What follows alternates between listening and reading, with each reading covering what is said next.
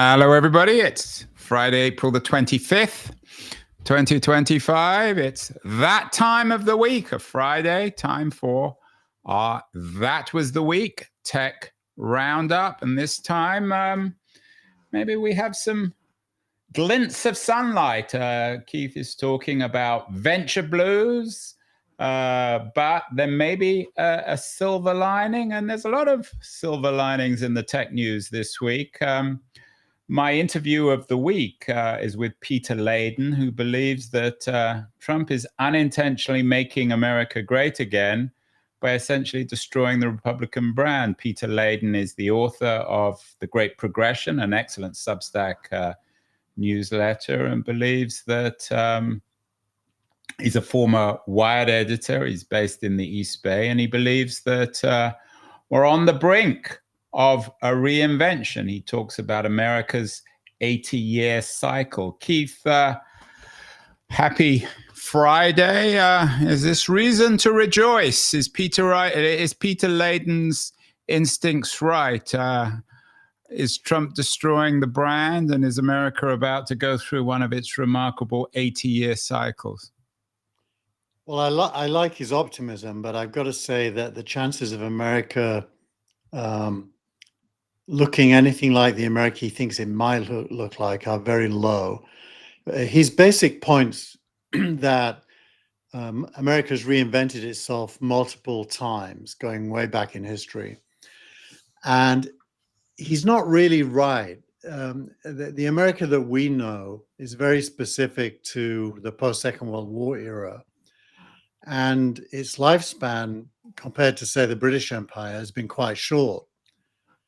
And the reinvestment required to do what Peter says is not on the cards. He's really arguing for a complete remaking of the American fabric in terms of what it produces and where value comes from.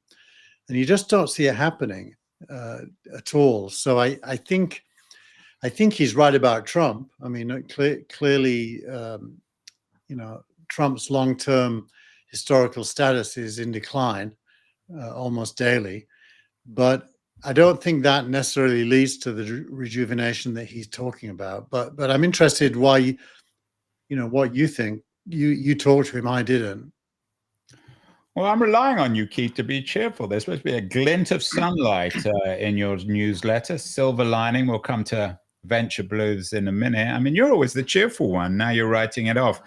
My thought on Layden is, like you, I hope he's right, and I'm encouraged by his cheerfulness. I think one of the problems, to be a little bit more specific, is he sees California and Silicon Valley, Northern California in particular, as leading the charge. He sees some of the new politicians, or perhaps old new politicians like Gavin Newsom and others, leading this. But there's just not much evidence when you think, for example, of Northern California or California's failure to establish high-speed trains in comparison to China. For all his wishful thinking about American reinvention, the evidence just isn't there.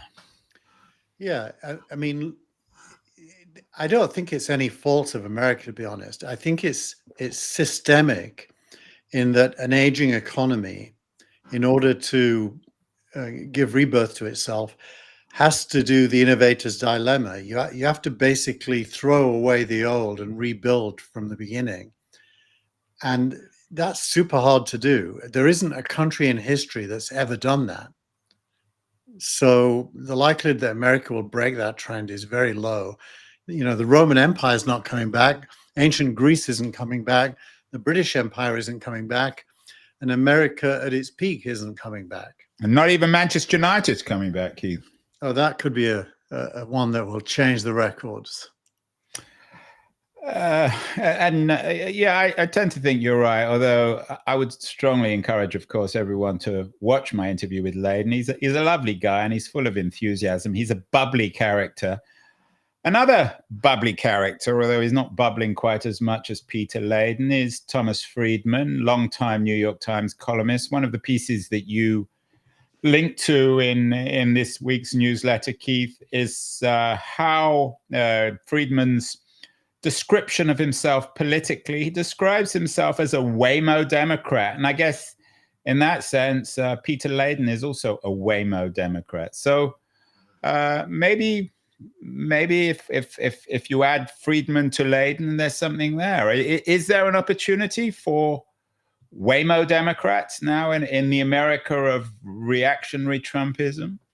I like the phrase he's coined. I mean, it basically implies a Democrat that focuses on economic progress, not culture wars, if you will. So I like the framing. I do think there is Friedman, of course. I'm not always convinced by his profound intellect, but he's very good at coming up with phrases.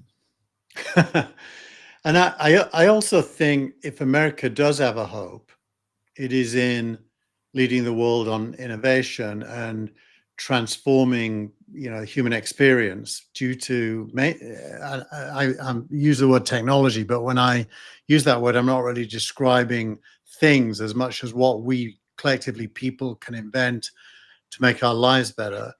I do think America, that's its primary chance, but not in a competitive sense. I think there's almost no chance that China won't also do the same. And China will possibly do it at a greater scale and faster.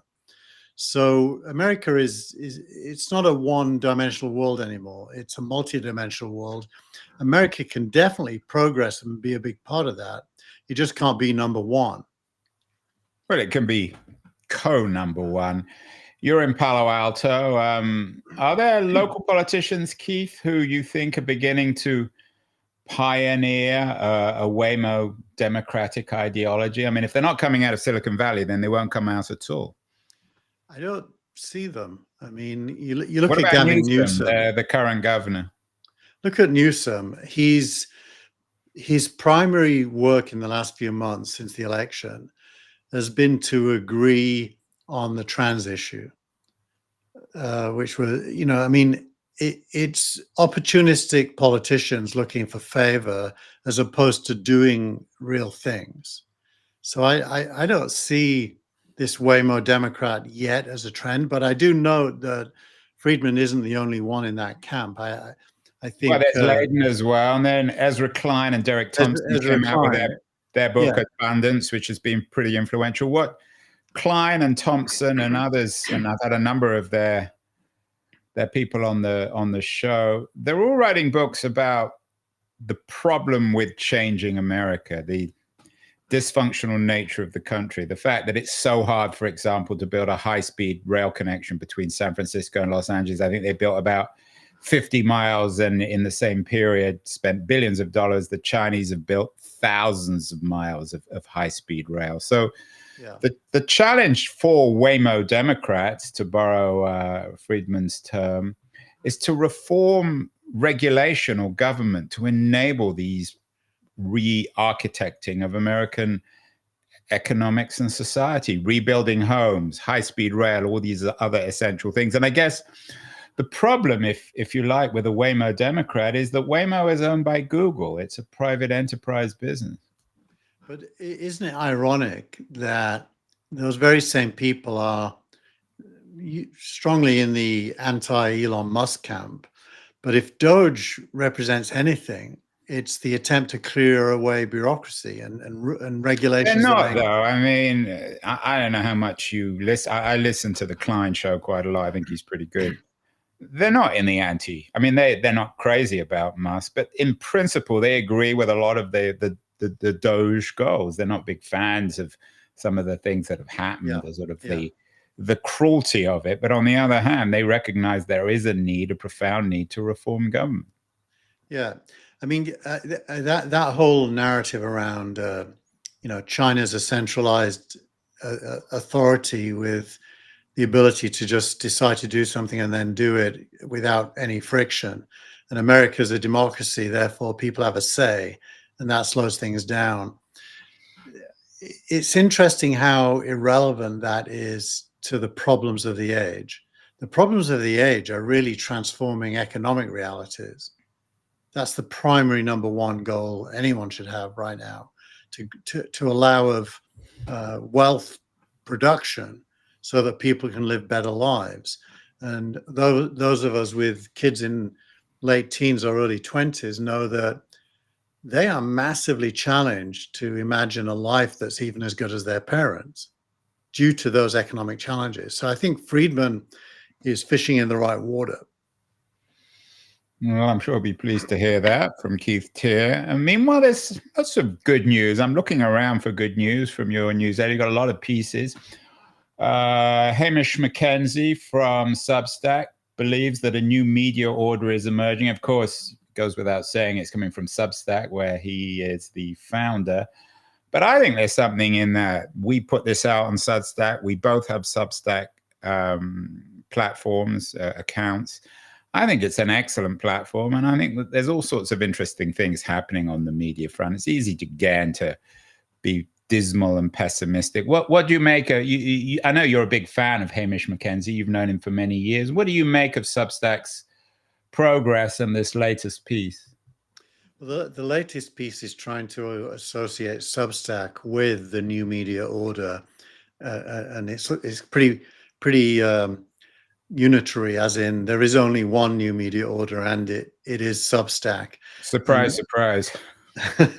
And he frames it in the context of the annual White House Correspondents' Dinner that both Trump and the comedian who was due to play are not going to be there, and Substack are putting on their own party in DC to clash with it on the same timeline.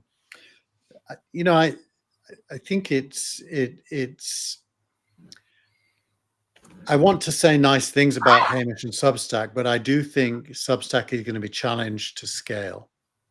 In other words, Hamish, if you're watching, Keith Teare is writing you off. Maybe he should throw you off your platform. You're going to get thrown off the platform, Keith. No, I think he's going to have a great business, but I think the vision he has is way grander than the current version of the business.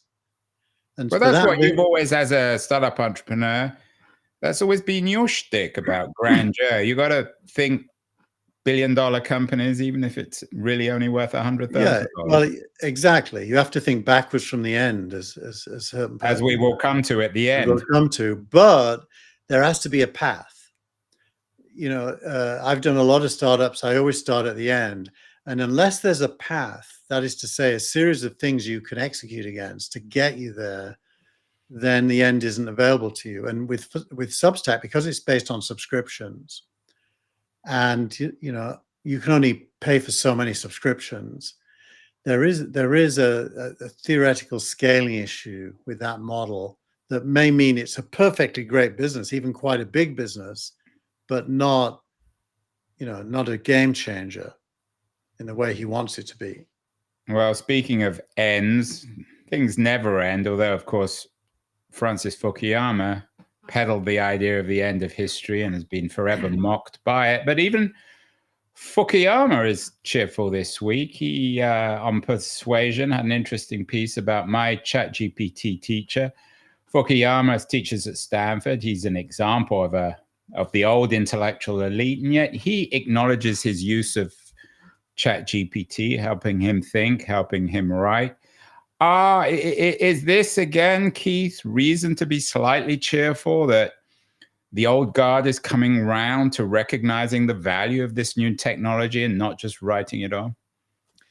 Yeah, I thought his piece was great. I mean, I don't know if he's younger than me or older than me, but we probably... Everyone's younger than you, Keith. No, I'm joking. You're allowed to make fun of my age. It's fine. You're only 50, right? Exactly. So he actually used code to move a database from an old computer to a Linux computer, and ChatGPT basically did it for him. And so he's a bit like I was when I first started using AIs for coding. He's thrilled at the fact that he could achieve that goal. He's just thrilled by it. So I hats off to him for being so excited about having achieved something that he probably couldn't have done without ChatGPT. Thought it was good. Yeah, and of course he published on Persuasion, which is another interesting platform, does pretty well. I think it operates off Substack. So lots of things to be cheerful of.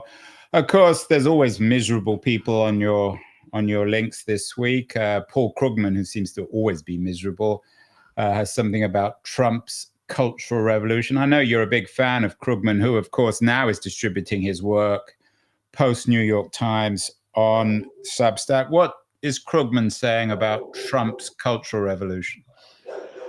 He was in Portugal when he wrote this, and I think Portugal has the ability to make you start to ponder abstractions. So this is basically depicting Trump as the equivalent of Mao during the Cultural Revolution, as in he wants to kill the past, just like Mao did and like they did in Cambodia. In the name of the past, ironically enough. Yeah, and by the way, I'm not actually anything like a fan of Krugman's. I like Friedman much better than Krugman. Krugman, it seems to me, has jumped on the, low blow anti-Trump Democratic bandwagon, which is pointing fingers and being superior. It reminds me of Hillary Clinton's The Deplorables. It's not Lena Khan. We're not going to blame Lena Khan, are we, Keith? Here? No, I think we can blame Hillary Clinton, though, for the deplorables comment. And he really does look down on normal people and sees himself living in a superior universe. So I'm not a big fan. He's not a Waymo Democrat, then? He's definitely not a Waymo Democrat. He's more of an old-fashioned Keynesian Democrat, I would say. I like Keynesianism. I think there's a lot to be said for Keynesianism. Well, speaking of Waymo Democrats, as I mentioned, Waymo is owned by Google. It's one of their more successful initiatives. Lots of news about Google. You wrote them off last week, but their numbers were excellent. The stock went up about 20%, which is good from my household's point of view. Is it a bit early then, Keith, to write Google off?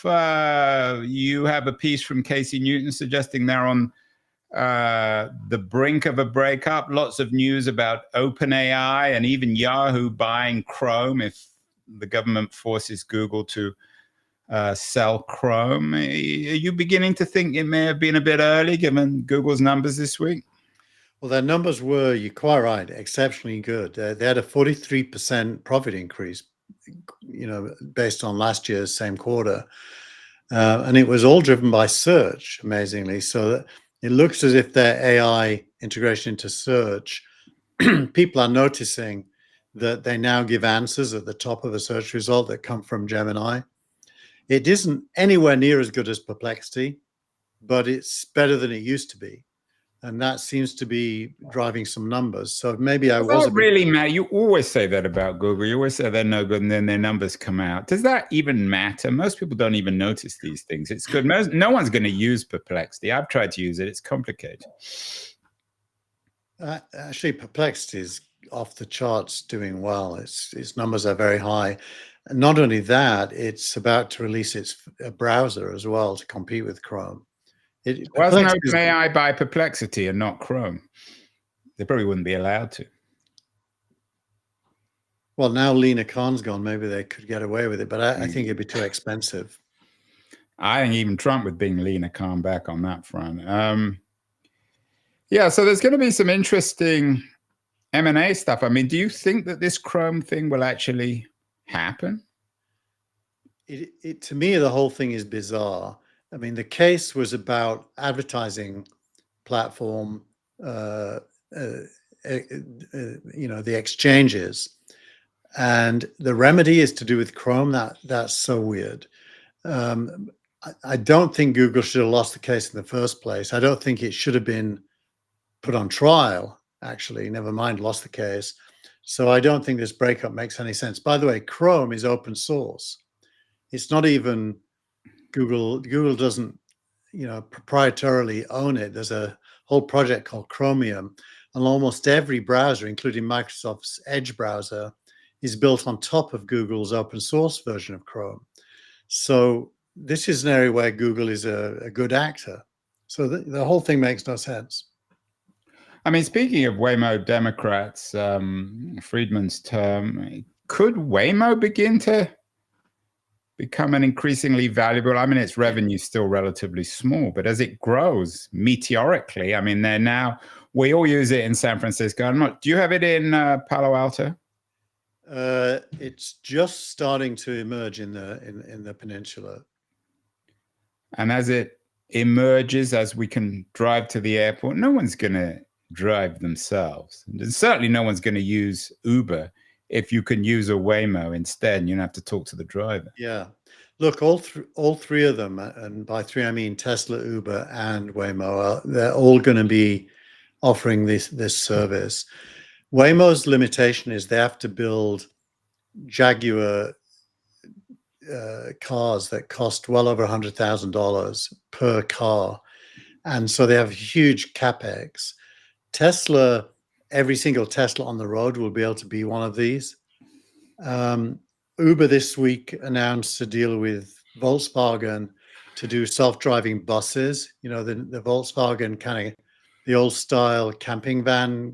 Oh, there's electric versions. Wow, the that's electric cool. version. So we can go on holiday and be self-driven by one of these things? Yeah, so there's going to be a lot, and Waymo's certainly going to be a player, but I fear that Waymo's business model might be requiring too much capital expenditure. So there's lots of reasons, Keith, to be cheerful, aren't there? I mean, lots of good things happening. Can't blame Donald Trump. You know, we can't read the New York Times headlines and be miserable all the time. Yeah, no, my editorial actually is about the challenges faced by venture capital structurally, which is obviously not of interest to a lot of people, but it is the case that this week there are lots and lots of articles by venture capitalists explaining why everything they thought was true isn't, and they're going to have to change their thinking.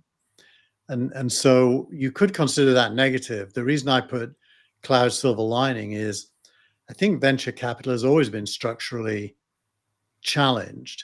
And the only new news is that they're beginning to recognize it themselves. And that usually is the beginning where a rebirth can happen on a completely new basis. So I think that is good news, but it's good news that comes out of a kind of a sour feeling. Yeah, and speaking, you said companies or countries never come back. What about the idea of Yahoo buying Chrome? I mean, Yahoo buys, let's just document that Yahoo bought AOL. Yeah, but so Chrome is not AOL. Chrome has value, doesn't it? The value is its users, and it's very easy to reproduce. So if Chrome ended up in the wrong hands, it would end up like Internet Explorer did. And if it gets dissing, if the links get cut with Google, then it doesn't have any value. Although it's a nice browser. I mean, I like with the Google search engine, I just use it because I'm familiar with its aesthetics and architecture. Yeah, it's convenient. Well, speaking of reasons to be cheerful, your startup of the week is YouTube. It turned 20 this week. Got a lot of press. I mean, it's a remarkable story. I remember in my book, Cult of the Amateur, which I wrote almost 20 years ago now, I mocked the Google acquisition of YouTube, which explains why no venture capitalist would ever hire me, and I remain very poor. It seemed at the time an absurd acquisition, and now it's, I don't know how you break down Google value, but it's a multi-trillion-dollar company. YouTube is worth hundreds of billions of dollars. Yeah. Well, look, it's the most successful social network by far, even compared to... Is it a social Facebook. network, though? I mean, is it theoretically, could it get banned with all this banning for young people of social media? Well, it has an audience entertainer kind of core, which isn't the same as Facebook or LinkedIn. So it's different, but the number of people that use it and the size of the audiences of some of the people producing the content means, at a human level, it dominates the Earth's entertainment time. that's a big statement. The Earth's entertainment time. Now, you were, Keith, you were, I know Mike Harrington doesn't like to hear this, but you were one of the co-founders of TechCrunch. I know that you used to know the YouTube founders before anyone even knew what YouTube was, perhaps before even they knew what YouTube was. Tell us about your memories of the foundation. Yeah, well, so Mike used to, in the early days of TechCrunch, for the first couple of months, Mike used to run barbecues at his house. Yeah, I came down for a couple of those. And I think the first one had about 20 or 30 people. After the fourth or fifth one, it's like 1,000 people. And at the very first one, Chad Hurley, who was raising money at the time, or trying to, with difficulty, it should be said, stood up on a sofa and pointed his laptop to the room and demoed YouTube to about 20 people, along with the founder of one of the radio stations, the aggregators. Forgot what it's called now, beginning with P. Anyway, Chad was there, and he was just a regular guy launching a Web 2 company where you could upload videos to the internet. Literally within 2 months, he was acquired by Google for $1 billion, I think it was at the time. And which we all marked, or I certainly marked, which was perhaps the smartest thing. I mean, the couple of things that Google, certainly amongst the smartest thing Google has ever done. Exactly. So, and it was not clear, I will say this, there was Web 2, which was being defined at that time. Mike and I helped define it through Archimedes Labs that we ran together. Web 2, at the core of it, was the separation of content from the point at which it was originally published. And Yahoo was, in our view, the loser, because Yahoo was a portal where the content and the place were always going to stay together. So we saw this world where content would not be fixed, but could travel through embedding and other forms, RSS feeds, the like. And YouTube really grew because of embedding, because you could upload a video and you could publish it anywhere. And at that time, the web was only just emerging out of the images and text. Right. It's amazing that we mentioned earlier, Yahoo's still around, eyeing a Chrome acquisition 20 years after, or 25 years after its glory years. Although, Keith, you perhaps are looking at the past with rose-tinted glasses.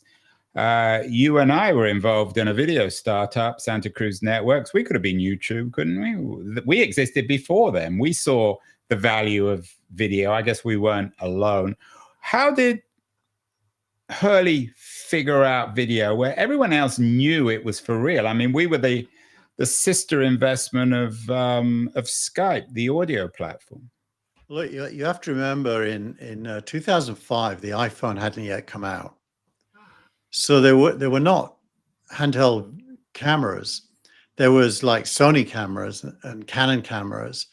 And you could make videos using those old-fashioned cameras, and uploading it involved transcoding it and then uploading it. It was quite a big effort to upload a video, and so 2005 was not a time when you would have thought video had yet, it wasn't yet time for it really.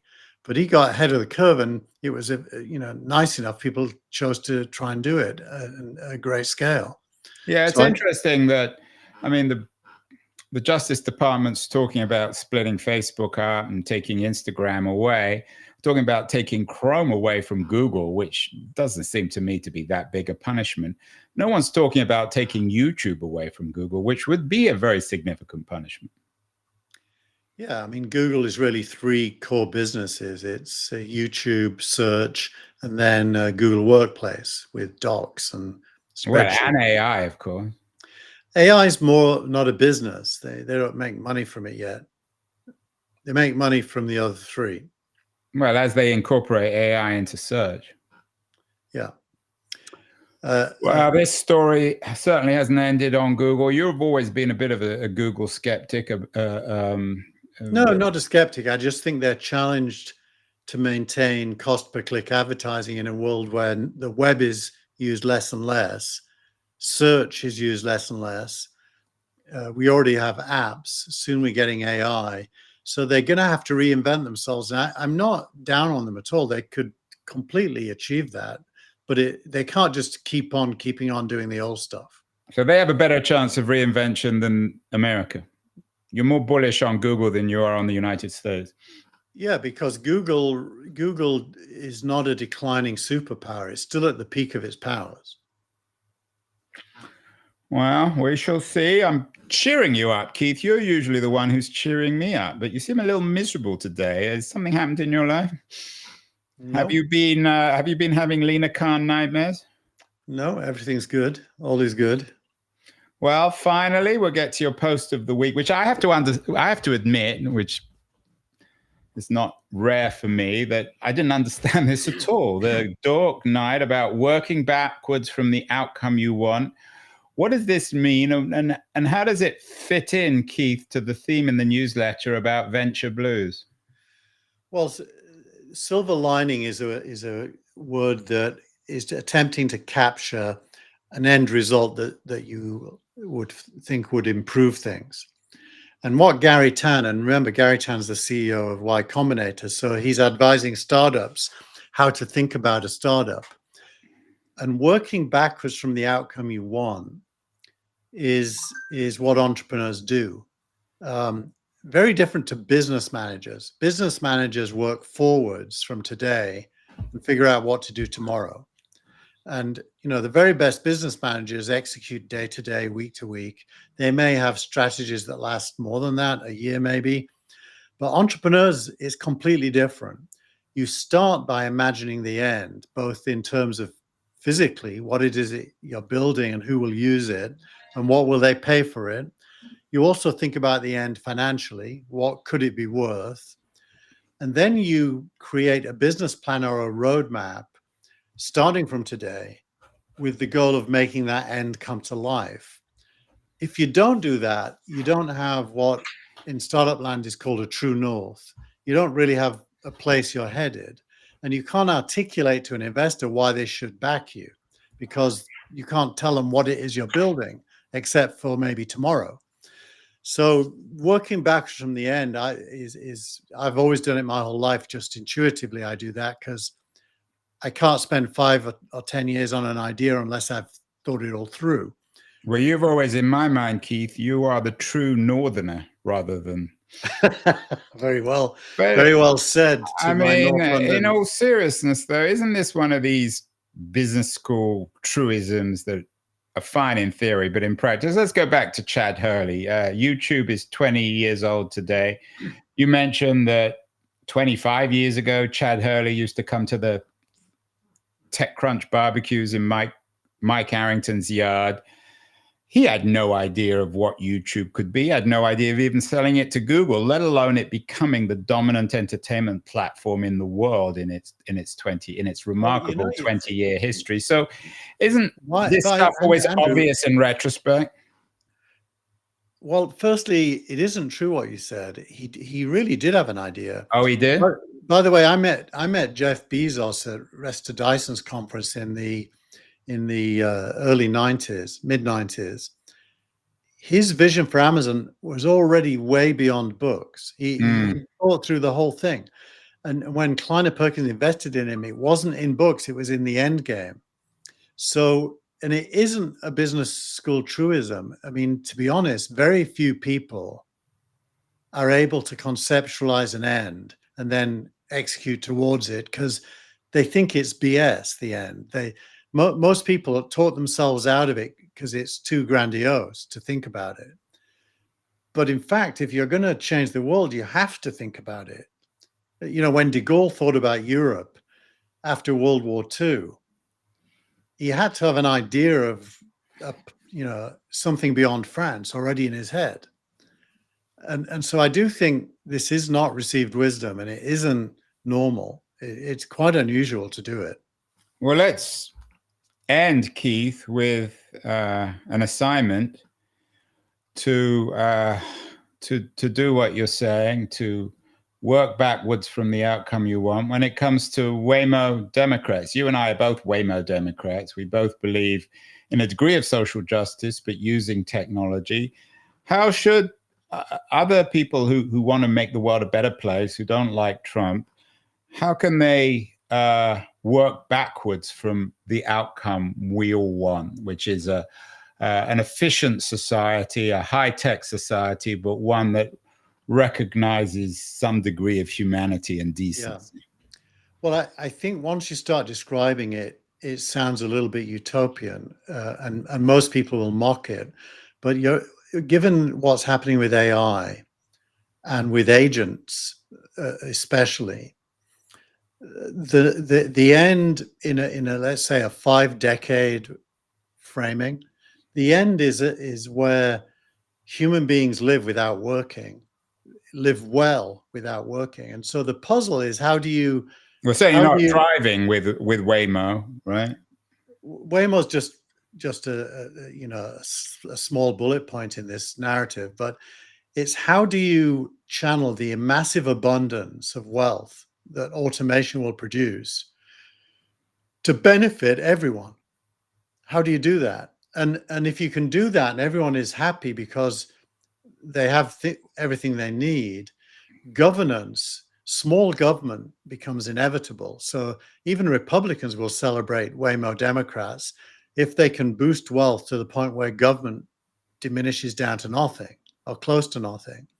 And I think that is the vision. And that means the Democratic Party has to abandon the class struggle, which it barely has anyway, but let's assume it does have a little bit of class struggle, unions versus rich people at its core. That Elizabeth Warren Democratic Party has I knew you were going to bring up Elizabeth Warren and, of course, Lina Khan. It needs to be destroyed and replaced by this Waymo Democrat, for want of a better term, where the future makes all human beings better and wealthier, and the benefits of innovation lift up the whole of society. But you, at the beginning of this conversation, pretty much wrote that off in terms of America. You said it's not going to happen here. Well, it won't.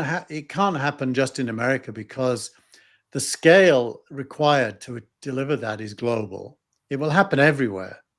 America may well be the catalyst. You know, OpenAI today is used everywhere in the world to greater or lesser effect, and in a growth context will produce a lot of value.